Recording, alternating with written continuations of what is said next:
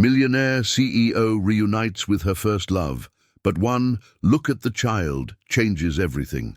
Before we begin, tell me something about where you live. What's the weather like today? The crystal glasses clinked softly as Marcus Rodriguez balanced the silver tray, weaving through the elegant tables of La Bernardin's private dining room. At 35, his weathered hands told stories of countless shifts, double overtime, and dreams deferred. The expensive suits surrounding him represented a world he'd never belonged to, but tonight felt different somehow. The autumn rain drummed against the floor-to-ceiling windows, creating a symphony that matched his restless mood. "Table 12 needs their wine selection," called Jennifer, the sommelier, her voice cutting through the ambient classical music that drifted from hidden speakers. Marcus nodded, adjusting his black vest and straightening his shoulders with practiced precision. Pride was all he had left these days, a thin armor against the weight of unfulfilled promises he'd made to himself years ago. As he approached the corner booth, his breath caught in his throat. The woman's platinum blonde hair cascaded over her shoulders like liquid silk, catching the warm light from the crystal chandelier above. When she turned, those familiar crystal blue eyes met his, and time stopped completely. The tray trembled in his calloused hands, threatening to spill the vintage wine that cost more than his weekly salary. Victoria?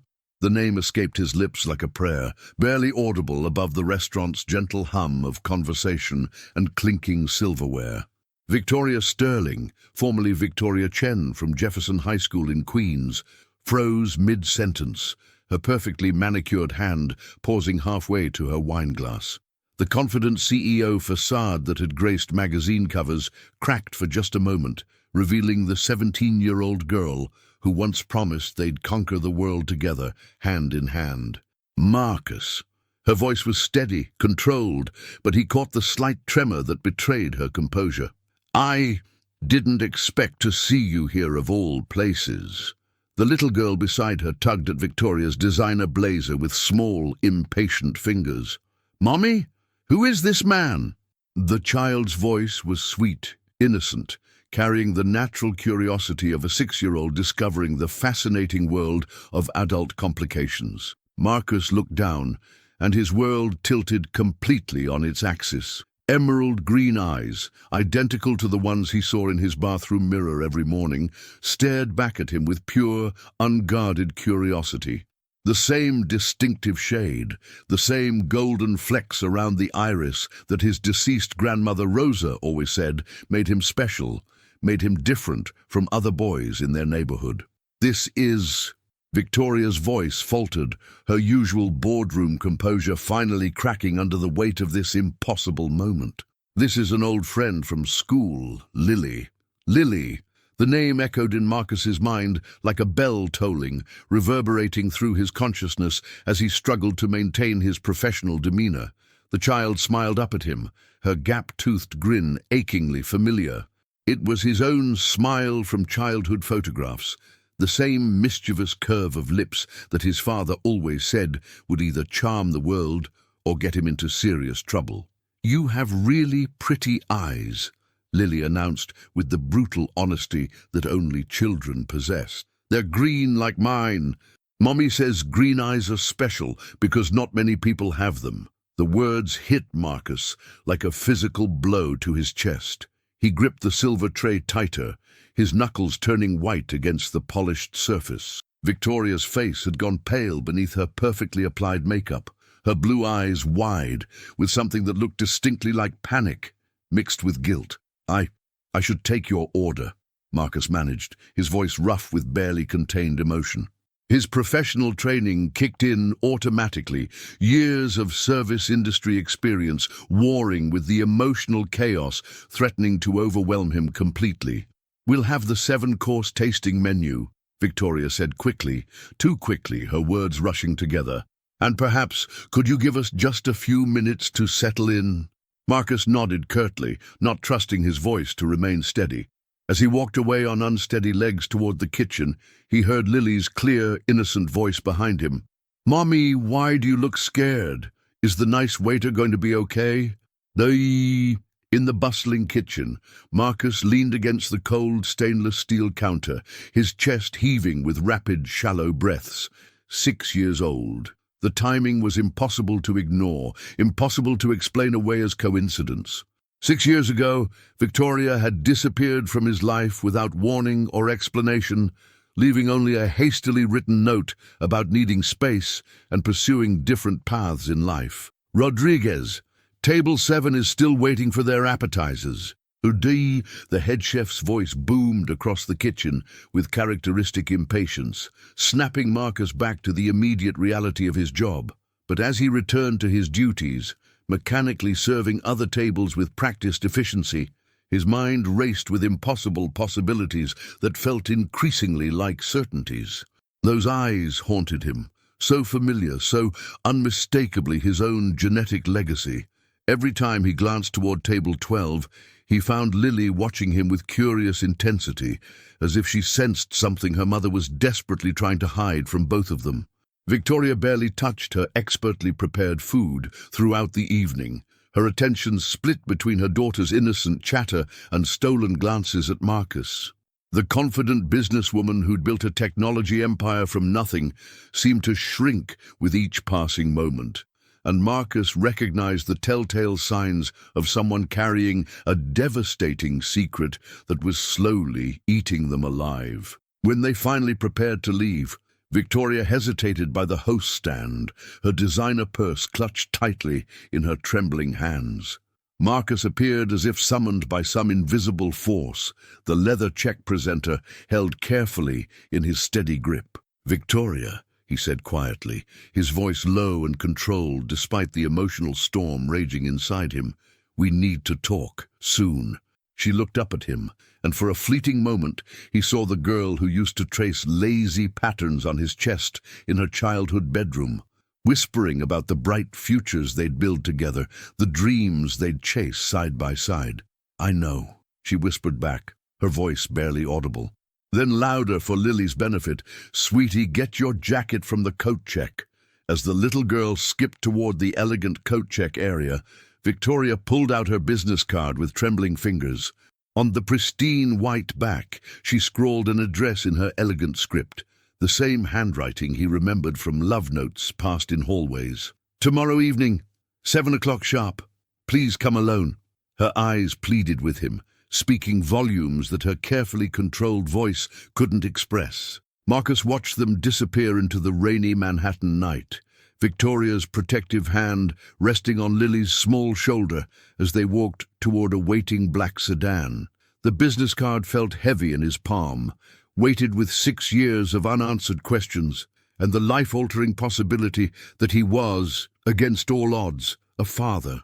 The last customers had long departed. The tables were cleared and reset for tomorrow, but Marcus remained frozen by the rain-streaked window, staring at the address written in Victoria's familiar handwriting.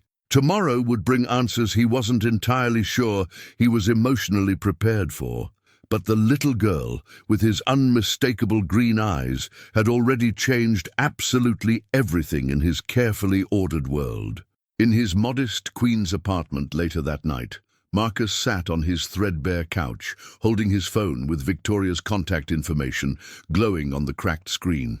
The silence was deafening, broken only by the distant hum of traffic and his own irregular, anxious breathing. Those distinctive green eyes wouldn't leave his tormented mind. The way Lily had looked at him with such innocent openness, as if recognizing something familiar and comforting in his weathered face. The timing, the uncanny resemblance, Victoria's barely concealed panic, every piece of evidence fit together in a puzzle he'd never wanted to solve. He thought about calling his sister Maria, the only family he had left after their parents' deaths, but the words felt too enormous, too impossible to speak aloud to another human being. Instead, he found himself scrolling through old photographs on his phone, comparing his childhood pictures to the vivid memory of Lily's angelic face. The resemblance was absolutely heartbreakingly undeniable. Victoria Sterling's penthouse apartment overlooked Central Park like a glass throne suspended in the sky. At 27, she commanded corporate boardrooms and billion-dollar deals with ruthless efficiency. But tonight she paced her expansive living room like a caged animal, her bare feet silent on the imported Italian marble floors that cost more than most people's annual salaries. The Hermes heels she'd worn to dinner lay abandoned by the front door, testament to her deeply agitated state. Her business armor, the perfectly tailored Armani suit that made investors and competitors take immediate notice, hung forgotten in her walk-in closet, replaced by silk pajamas that represented casual luxury most people could never comprehend. "Mommy, you're walking in circles again," Lily observed, from her comfortable position on the pristine white leather sofa, surrounded by educational toys and electronic devices that couldn't quite fill the emotional emptiness of their perfectly appointed home. The 6-year-old's emerald eyes tracked her mother's restless movements with concerning intensity and intelligence beyond her years. "Just thinking about some complicated work situation, sweetheart." Victoria's voice carried none of its usual commanding authority that made Fortune 500 executives scramble to accommodate her demands. She'd built Sterling Technologies from a dormitory room idea into a Fortune 500 company, but one chance encounter had reduced her to this anxious shadow of her usual confident self. Lily set down her custom tablet, the latest prototype from their company's consumer electronics division, and studied her mother with the unsettling perception that exceptionally bright children sometimes possessed. The man at the fancy restaurant made you feel sad and scared. Victoria's restless steps faltered momentarily. How could she possibly explain to her brilliant daughter that the man at the restaurant was the biological father Lily had never known existed? That every bedtime story about Daddy being far away on important business was a carefully constructed web of lies designed to protect them both? Sometimes grown-ups have very complicated feelings about people from their past lives, Victoria said carefully, settling beside Lily on the expensive couch. The child immediately snuggled against her mother's side, her small warmth serving as an anchor in Victoria's increasingly turbulent emotional storm. "Did you love him a really long time ago?"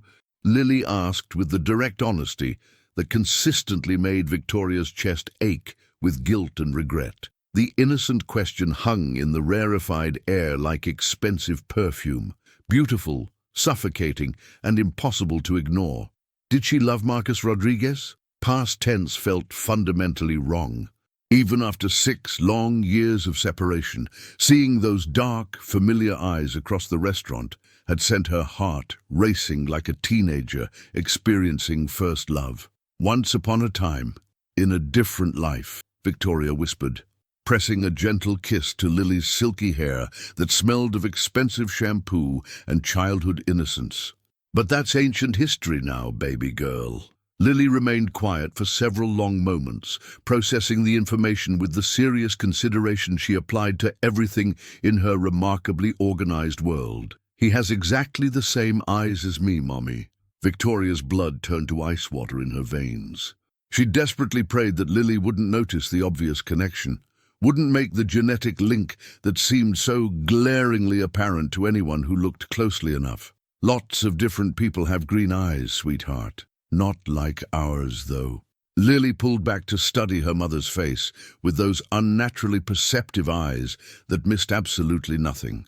"Grandma Rose always told me my eyes were extra special because they came from someone really important who loved me very much." Victoria's throat constricted painfully. Her mother, Lily's beloved Grandma Rose, who'd passed away 2 years ago from cancer, had always asked probing questions about Lily's mysterious father. Victoria had deflected with deliberately vague stories about a college relationship that ended badly, but Rose Chen had been far too intelligent to accept those transparent lies completely. "Grandma Rose said many beautiful things," Victoria managed, her voice barely maintaining stability. "She told me I got my musical abilities from you and my special green eyes from him." Lily's matter-of-fact tone delivered the observation like a small emotional bomb. "She was talking about my real daddy, wasn't she, Mommy?" The penthouse's floor-to-ceiling windows revealed Manhattan's glittering skyline in all its glory, a concrete and steel kingdom that Victoria had systematically conquered through sheer determination and sometimes ruthless focus. But her 6-year-old daughter's simple, innocent questions were dismantling her carefully constructed, emotional walls with devastating efficiency. "Lily, you really need to get ready for bed now." Victoria's CEO voice returned automatically, cool and authoritatively final. "You have school tomorrow morning, and Mrs. Henderson doesn't appreciate tardiness." But Lily wasn't fooled by the obvious deflection strategy. Her green eyes, those damning, beautiful green eyes, remained fixed on her mother's face with unwavering intensity. "Is the nice waiter man my daddy?" The words hung between them like a legal verdict, impossible to ignore or dismiss. Victoria stared at her daughter, this brilliant, beautiful child who'd inherited Marcus's distinctive eyes and his intuitive understanding of human emotions, and felt her carefully controlled world beginning to crack apart at its perfectly maintained seams. "Go brush your teeth properly," Victoria said softly, unable to meet those accusatory green eyes. "We'll discuss this more tomorrow when we both have clearer heads." After Lily disappeared down the hallway toward her luxurious bedroom suite, Victoria collapsed against the sofa cushions, her perfectly maintained facade finally crumbling completely. She reached for her phone with trembling fingers, scrolling through contacts until she found Marcus's information. His phone number hadn't changed in 6 long years.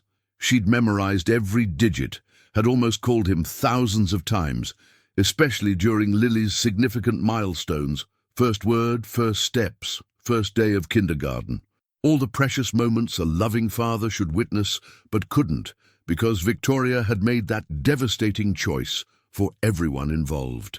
The pregnancy test had shown positive just 3 days after Marcus had nervously shown her the modest engagement ring he'd been secretly saving for, a simple solitaire that represented months of overtime shifts and dreams far bigger than his paycheck could support. He'd been so genuinely proud, so hopefully optimistic about their shared future, talking enthusiastically about the small house they'd buy in Queens, the children they'd raise together.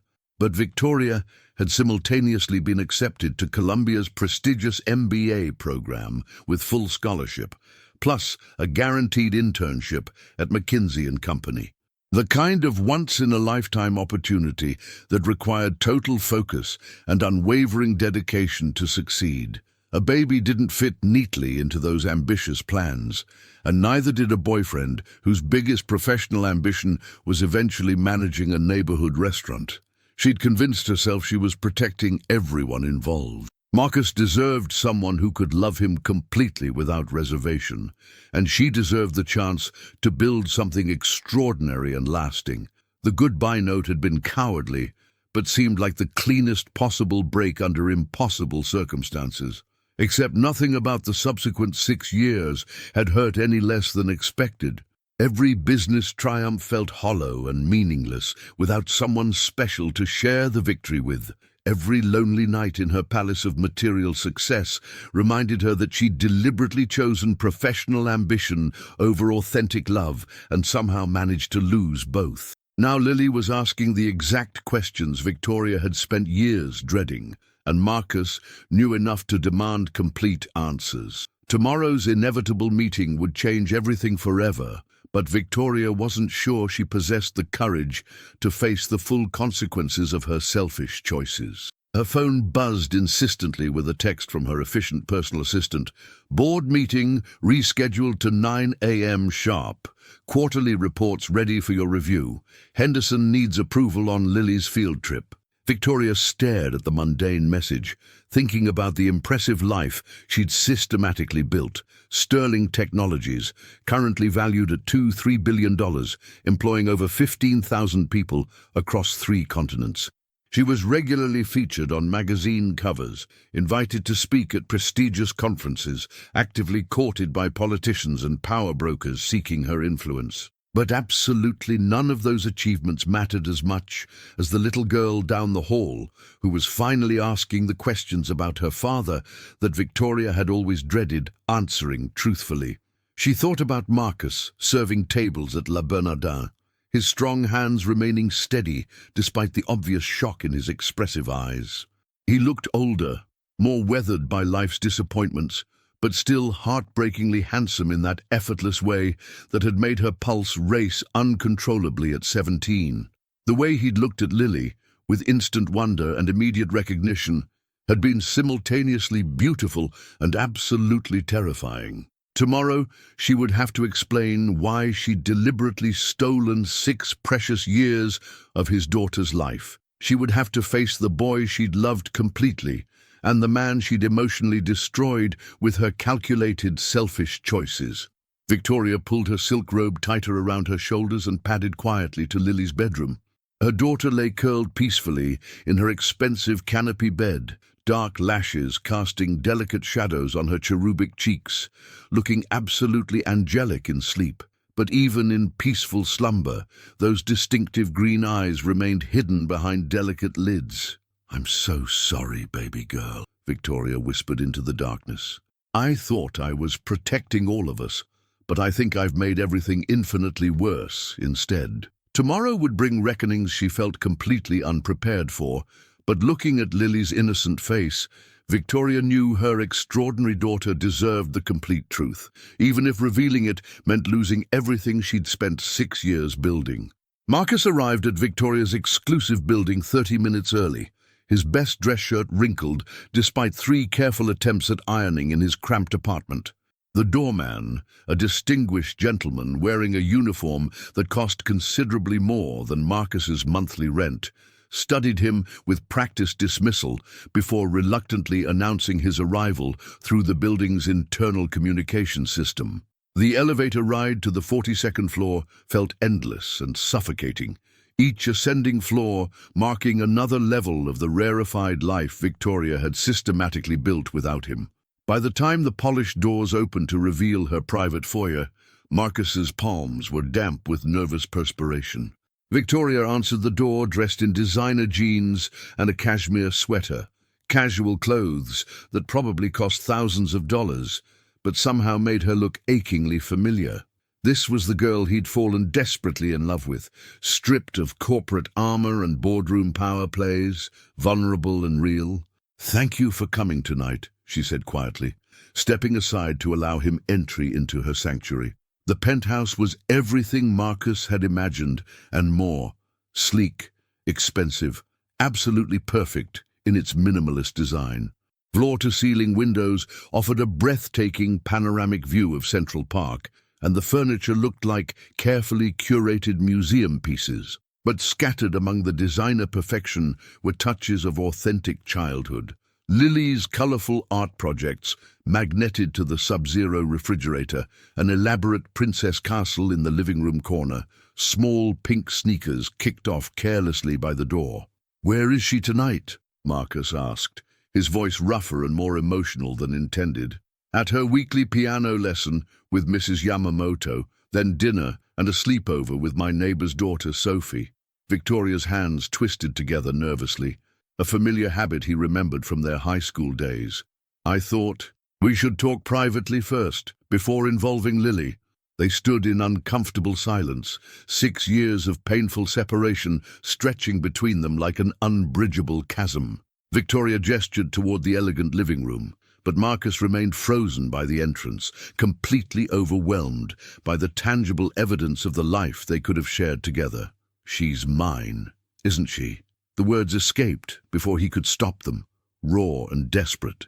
Victoria's carefully maintained composure cracked visibly, her professional mask sliding away to reveal raw, vulnerable humanity. "Marcus, please, those eyes, the timing, the way you panicked when you saw me last night." He stepped closer, his voice gaining strength and conviction.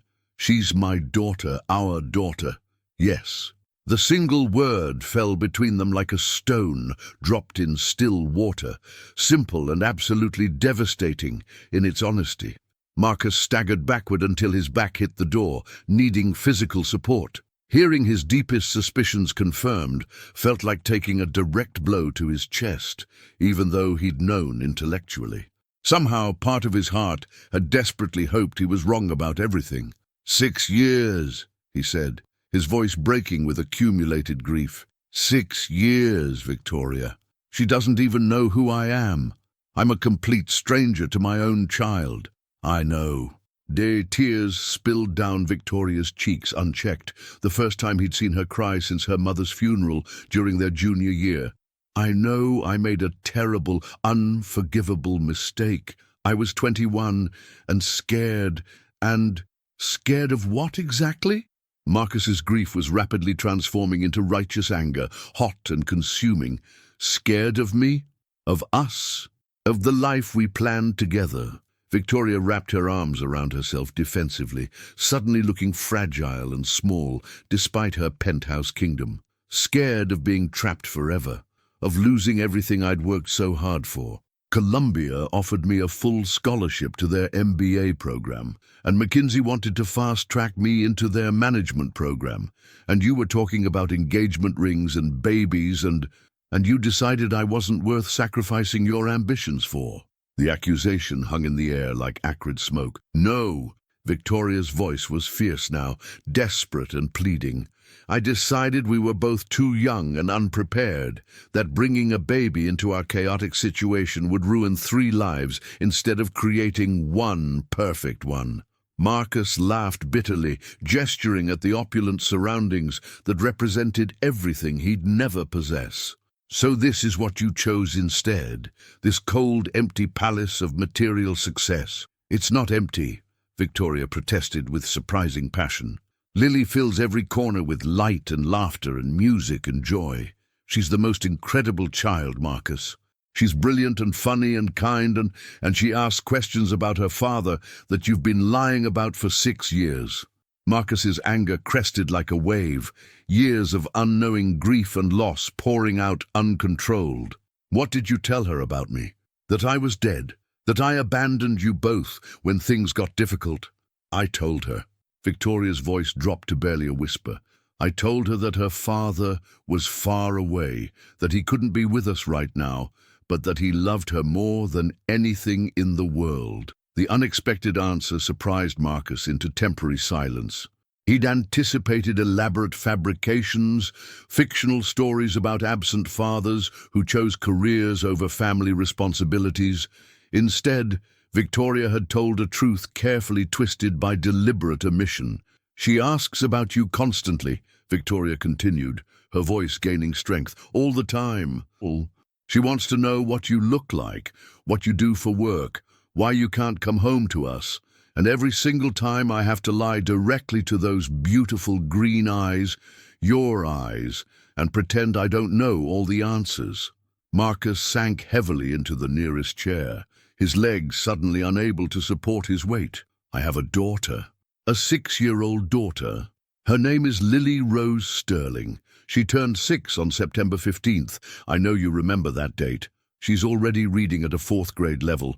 She can play Chopin's nocturnes on the piano, and she speaks English, Mandarin, and Spanish fluently. Victoria's voice was thick with maternal pride and deep regret.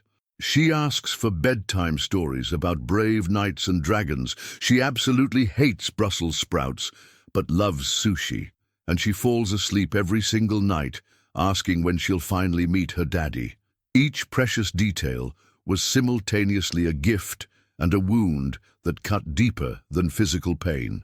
Marcus tried to picture this extraordinary child, his child, growing up in this rarefied world of privilege while he served wine to people who would never bother learning his name. Why now? He asked finally. Why tell me the truth now, after all these years of silence? Victoria was quiet for a long moment, staring out at the city lights beginning to twinkle in the gathering dusk.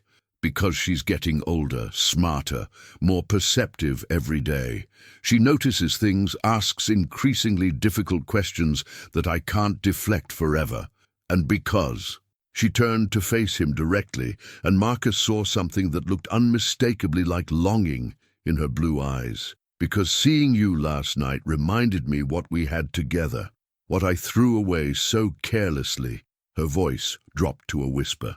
"I've built this incredible company, this perfect life, but I'm absolutely miserable, Marcus. I wake up every morning in this beautiful apartment and feel completely, utterly alone." Marcus wanted desperately to comfort her, but his own grief was too raw, too consuming. "You made that choice deliberately."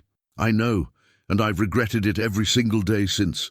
Victoria moved closer, her steps hesitant and uncertain. "I know I have no right to ask for forgiveness. I know I stole something from you that I can never give back.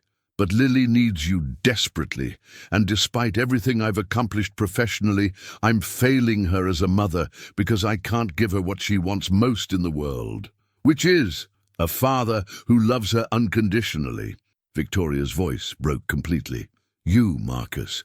She wants you, even though she doesn't understand it yet." Marcus stood abruptly, pacing to the windows that showcased Victoria's conquered kingdom.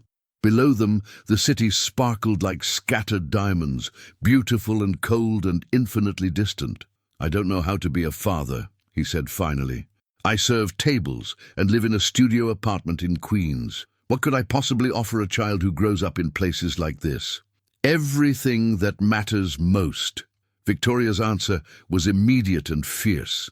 "Love, attention, presence, stability.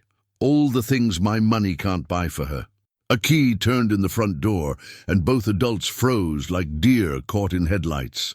Light footsteps echoed in the marble foyer, followed by a young voice calling out cheerfully, "Mommy, I'm home early. Mrs. Yamamoto canceled because she's sick, and Sophie had to go to her grandmother's house." Lily appeared in the living room doorway, her school backpack sliding off her shoulder. She wore a plaid uniform that somehow looked elegant and sophisticated on her small frame, and her dark hair was pulled back with a ribbon that perfectly matched her distinctive green eyes. When she saw Marcus sitting in her living room, her face lit up with genuine delight and surprise. "It's the nice waiter from the restaurant." She turned to Victoria with obvious excitement. "Mommy, why didn't you tell me he was coming to visit us?" Victoria and Marcus exchanged a look heavy with unspoken questions and life-altering possibilities. This moment, Lily's first real interaction with her father, would shape everything that came after.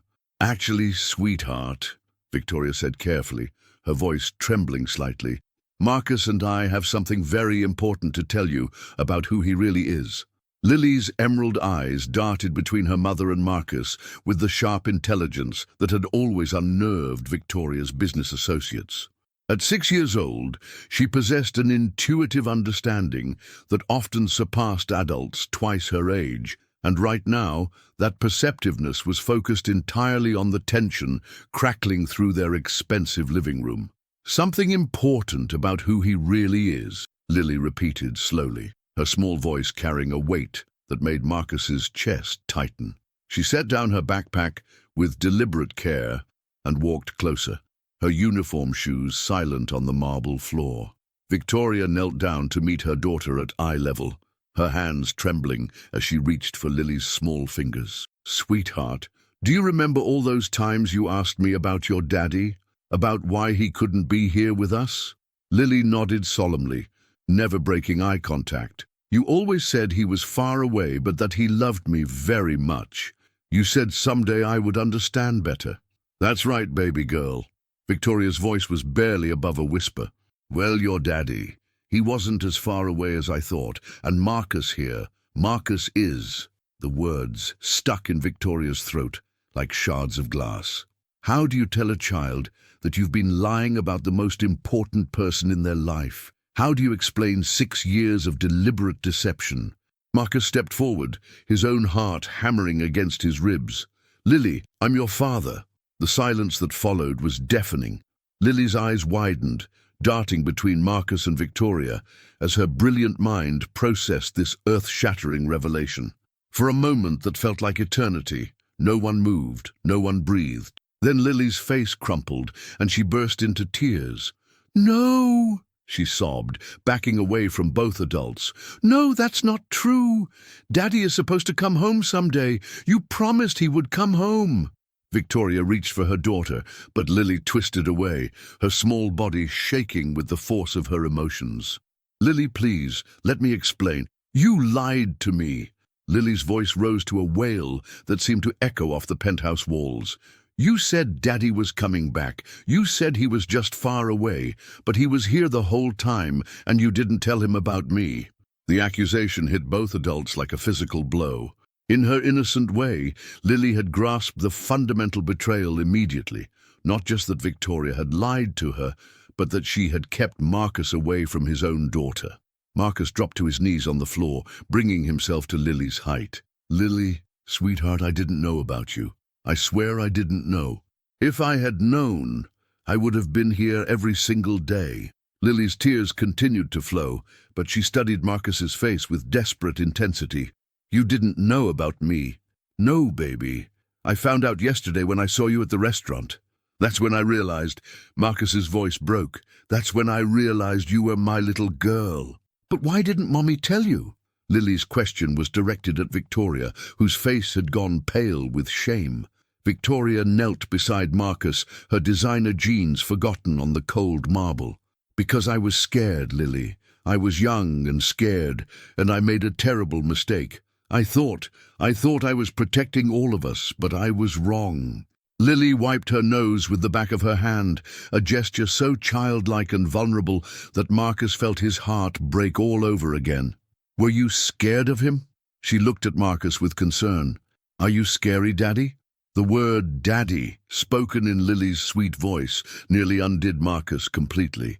"No, sweetheart, I'm not scary. I'm just a man who missed 6 years of knowing the most important person in the world." Lily considered this with the seriousness she applied to everything.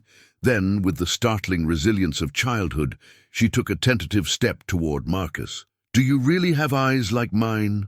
Marcus smiled through his own tears. "Just like yours. Your grandmother used to say they were special because they came from a long line of Rodriguez men who weren't afraid to dream big. Mommy said my eyes came from someone important who loved me."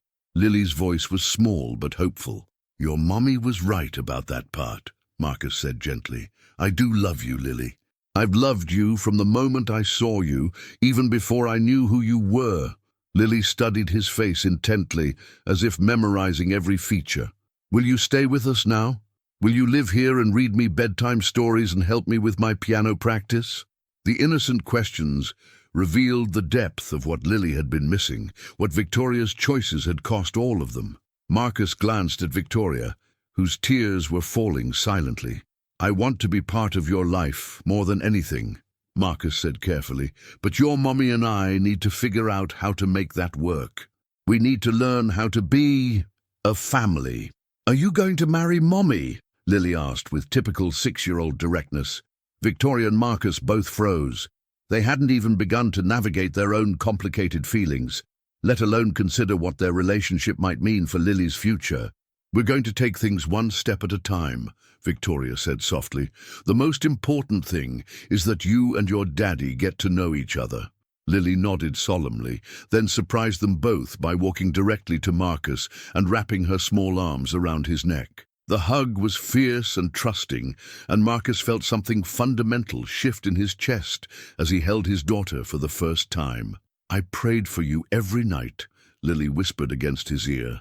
"I asked God to bring my daddy home, and he did." Marcus closed his eyes, overwhelmed by the simple faith of a child who had never stopped believing in him, even when he didn't know she existed. Over Lily's head, he met Victoria's eyes, seeing his own mixture of joy and terror reflected there. The next 2 hours passed in a blur of questions, tentative conversations, and small discoveries. Lily showed Marcus her room, her artwork, her piano skills. She insisted he try her favorite sushi from the expensive Japanese restaurant downstairs. She asked if he knew any songs, if he liked dragons, if he thought her stuffed animals were too babyish for a 6-year-old. Each question, each shared moment, felt like a gift Marcus had never expected to receive. But underneath the joy was a growing awareness of how much he'd missed, how much he still didn't know about his own daughter. As bedtime approached, Lily's energy began to flag. The emotional intensity of the evening was catching up with her, and she curled up between Marcus and Victoria on the couch, her head resting against Marcus's arm. "Will you still be here when I wake up?" she asked sleepily. Marcus looked at Victoria, who nodded almost imperceptibly. "I'll be here," he promised.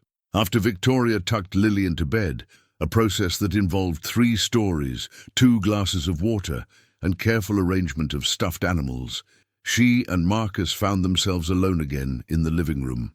The silence felt different now, weighted with new responsibilities and uncharted territory. "Thank you," Victoria said quietly, "for how you handled that, for being so gentle with her." Marcus shook his head. "She's incredible, Victoria. I can't believe she's mine, ours. She gets her strength from you," Victoria said.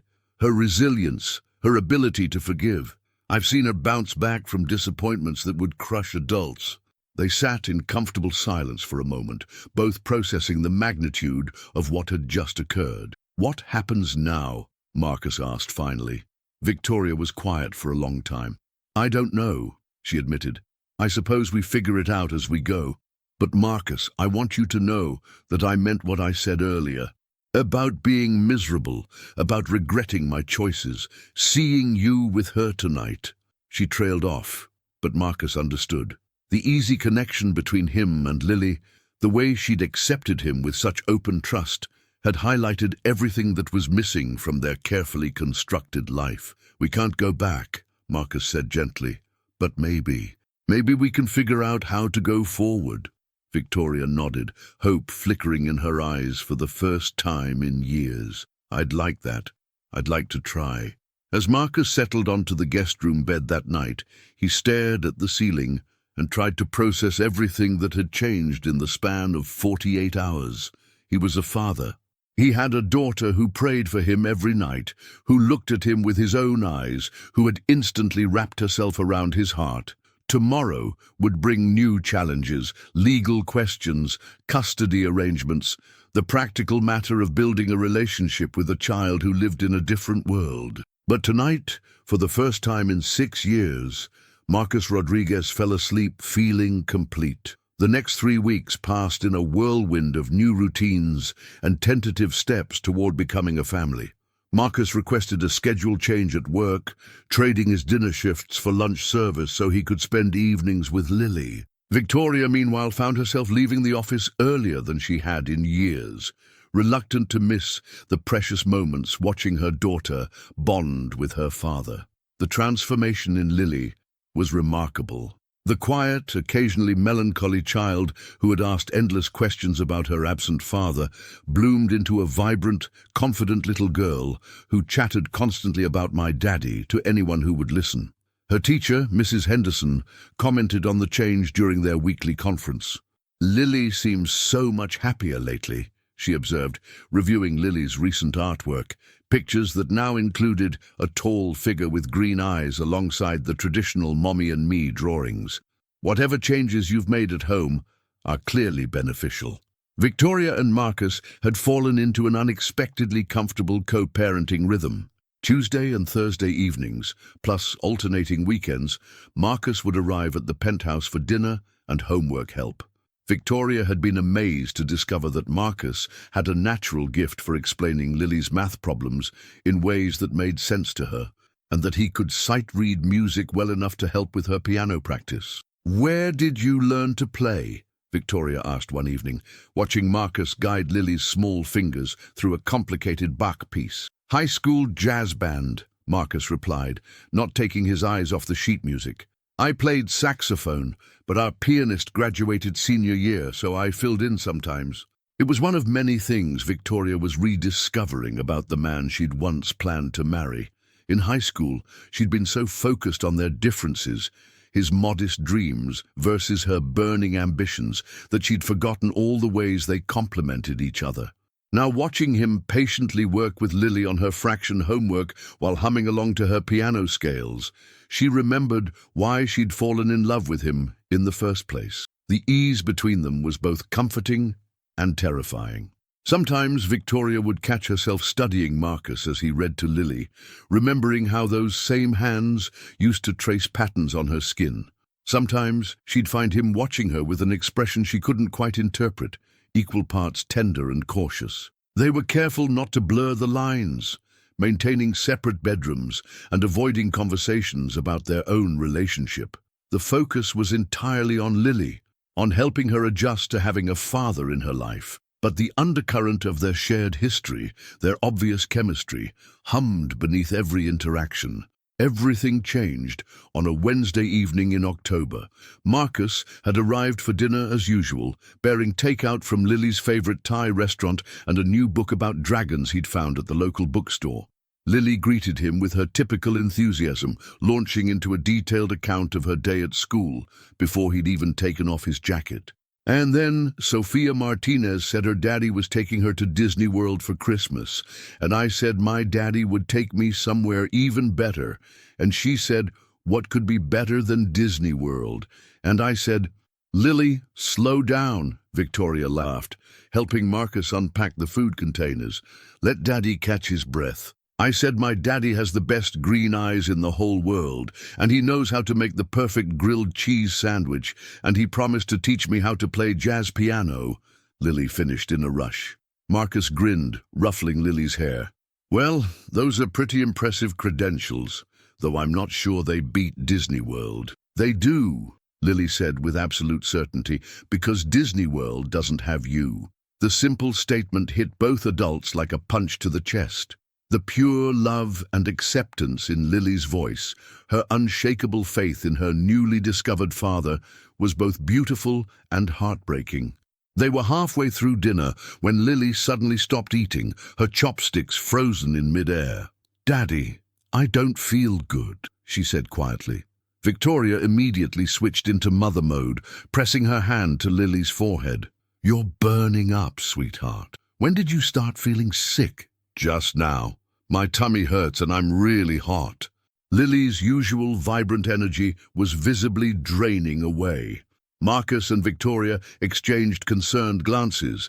Lily rarely got sick, and when she did, it was usually preceded by days of visible symptoms. Let's get you into bed, Victoria said, already reaching for her phone to call their pediatrician. I'm going to have Dr. Morrison take a look at you. But as they helped Lily to her feet, she suddenly swayed, her face going pale. Marcus caught her just as her knees buckled. Lily! Victoria's voice was sharp with panic as Marcus lifted their daughter into his arms. I'm dizzy, Lily whispered, her head falling against Marcus's shoulder, everything spinning. Doctor. Morrison arrived within the hour, his usual calm demeanor doing little to ease Victoria's anxiety. After a thorough examination, his expression was grave. I want to admit her to the hospital for observation, he said quietly, speaking to both parents in the hallway outside Lily's bedroom. Her symptoms are concerning, the sudden onset, the fever pattern, the dizziness. I'd like to run some tests. Victoria felt the world tilt beneath her feet. What kind of tests? What are you thinking? Dr. Morrison hesitated. I don't want to speculate until we have more information. But I've seen similar presentations in children with certain blood disorders. It could be nothing serious, but I'd rather be cautious. Marcus stepped closer to Victoria, his hand finding her shoulder, in a gesture of support that felt as natural as breathing. Which hospital? He asked, his voice steady despite the fear in his eyes. Mount Sinai. I'll call ahead and have them prepare a room in pediatrics. The next 6 hours passed in a blur of ambulances, hospital forms, and waiting room coffee that tasted like cardboard. Lily, frightened but trying to be brave, clung to both parents as she was wheeled from test to test. Blood draws, CT scans, and MRI that required sedation because she was too young to stay still for that long. Victoria paced the pediatric ICU waiting room like a caged animal, her designer clothes wrinkled, her perfect makeup long gone. Marcus sat quietly in one of the uncomfortable plastic chairs, his eyes never leaving the door, where doctors periodically emerged with updates that revealed little. This is my fault, Victoria said suddenly, her voice breaking. "I kept you away from her for 6 years, and now—" "Stop!" Marcus stood up, crossing to where Victoria stood by the windows overlooking the city. "This has nothing to do with that. Kids get sick, Victoria. It's not anyone's fault." "But what if she's really sick? What if this is serious? She's only had you back for 3 weeks. And if something happens—" "Nothing is going to happen," Marcus said firmly, taking Victoria's trembling hands in his steady ones. "Lily is strong. She's going to be fine." Victoria looked up at him, and for a moment the years fell away. She saw the boy who had held her during her mother's cancer diagnosis, who had promised that everything would work out somehow. The boy who had always been her anchor in storms. "I can't lose her," she whispered. "You won't," Marcus said. "We won't. Whatever this is, we'll face it together." At 2 in the morning, Dr. Morrison finally emerged from Lily's room with test results. Victoria and Marcus stood immediately, hands unconsciously clasped together. "The good news is that it's not leukemia or any of the more serious blood disorders we were concerned about," Dr. Morrison began, and both parents sagged with relief. "The concerning news," he continued, "is that Lily has developed a rare autoimmune condition called ITP, idiopathic thrombocytopenic purpura. Her platelet count is dangerously low, which means her blood isn't clotting properly." Victoria felt Marcus's hand tighten around hers. "What does that mean for her?" she asked. "It means she's at risk for serious bleeding, both internal and external. Any injury, even a minor one, could be life-threatening until we get her platelet levels stabilized." "Is it treatable?"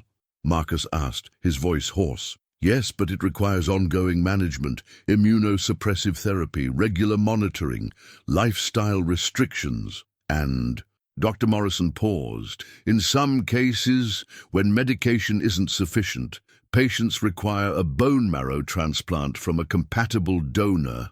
The words hung in the air like a death sentence. Victoria felt her knees give way, and only Marcus's strong arm around her waist kept her upright. "How do we find out if she needs a transplant?" Marcus asked, still supporting Victoria, while his own face had gone grey with fear. "We start with the medication protocol and monitor her response. But in the meantime, we should test immediate family members for compatibility. Parents are the most likely matches." Dr. Morrison looked between them, and Victoria realized he was seeing them as a family unit for the first time. "I'll need to draw blood from both of you for tissue typing."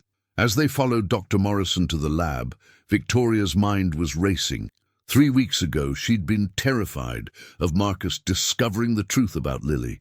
Now their daughter's life might depend on the very genetic connection Victoria had tried to hide. The irony was devastating and perfect in its cosmic justice. The test results came back 5 days later, and they changed everything. Marcus was a perfect match. Victoria sat in Dr. Morrison's office, holding the laboratory report with hands that had built a business empire but now shook like autumn leaves. Marcus sat beside her, staring at the genetic compatibility analysis that proved, beyond any scientific doubt, what they'd already known. Lily was his daughter. "This is actually excellent news, Dr. D," Morrison said, his voice carefully optimistic. "Perfect matches between parent and child aren't guaranteed, even with biological relationships. This gives Lily the best possible chance if we need to proceed with transplantation. If," Victoria's voice was barely a whisper, "the medication is showing some promise. Lily's platelet count has stabilized slightly over the past week, but she's not out of danger, and children with ITP can deteriorate quickly. Having a compatible donor ready is crucial." Marcus leaned forward in his chair. "What would the procedure involve?" "Doctor." Morrison explained the bone marrow donation process, the preparation, the risks, the recovery time. Marcus listened intently, asking detailed questions about timelines and success rates. Victoria watched him absorb information about a medical procedure that could save their daughter's life and felt something shift irrevocably in her chest. This man, the same man she'd dismissed as having limited ambitions, was preparing to undergo major surgery without hesitation to save a child he'd known for less than a month. "I want to do it," Marcus said when Dr. Morrison finished explaining. "If Lily needs the transplant, I want to do it as soon as possible. Let's see how she responds to the current treatment first," Dr. Morrison counseled.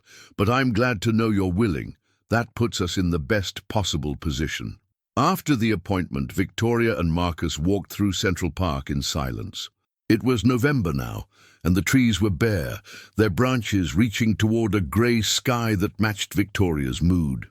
They found themselves at the same bench where Victoria used to study during her Columbia days, where she'd made so many of the decisions that led to this moment. "I need to tell you something," Victoria said suddenly. "About why I really left." Marcus looked at her, patient and waiting. "It wasn't just about Columbia or my career," Victoria continued, her words coming out in a rush. "It was about being pregnant and terrified and 21 years old. It was about looking at you, sweet, optimistic, trusting you, and thinking that you deserved so much better than a girl who didn't even know if she wanted to be a mother."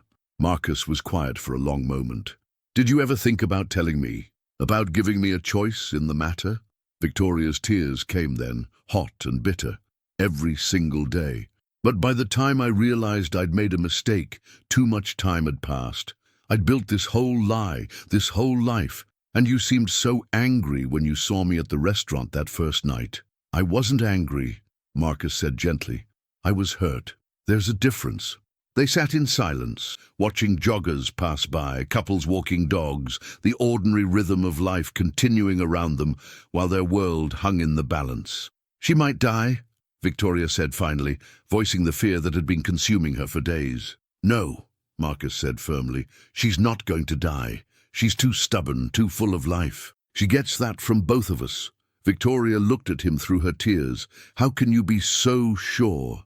"Because I've watched her fight off nightmares with fairy tale logic. I've seen her convince adults twice her size to give her extra dessert just by smiling.